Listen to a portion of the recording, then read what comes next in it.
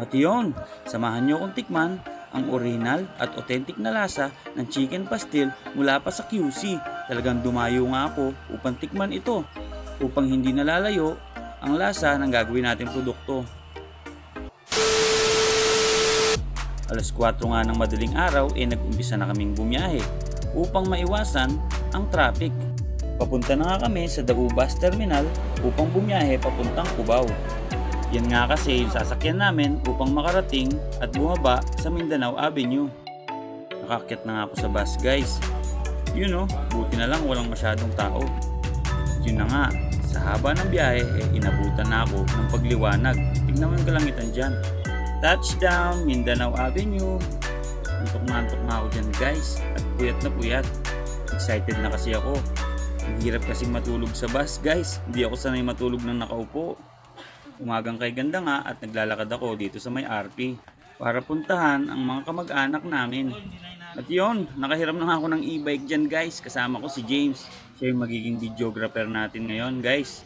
Siya na nga lang yung sinama ko kasi sabi niya siya yung gangster dito. A few moments later. May tulo. Tara! Ano tayo ng... What? Sorry, hindi ko lang. Apply ito guys. Ito Kaya mo lang. benta to guys.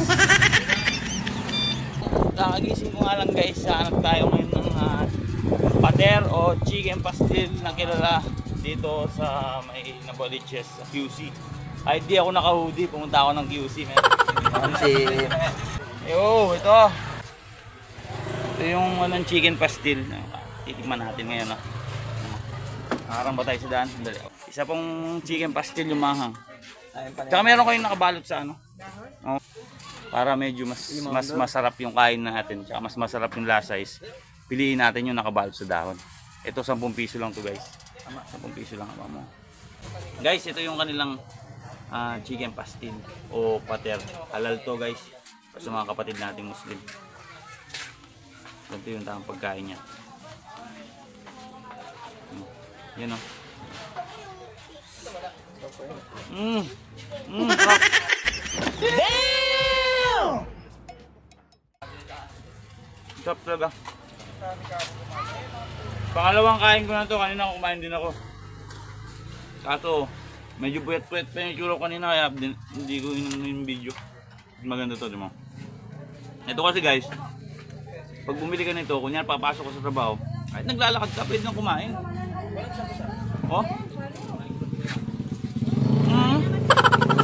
Ang sarap. Oh, yun Naglalasa kasi yung dahon ng saging.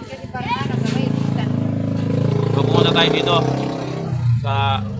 dito sa QC para tikman to. Para lang para at least yung gagawin nating product is hindi malalayo sa original na lasa nitong pater guys. No.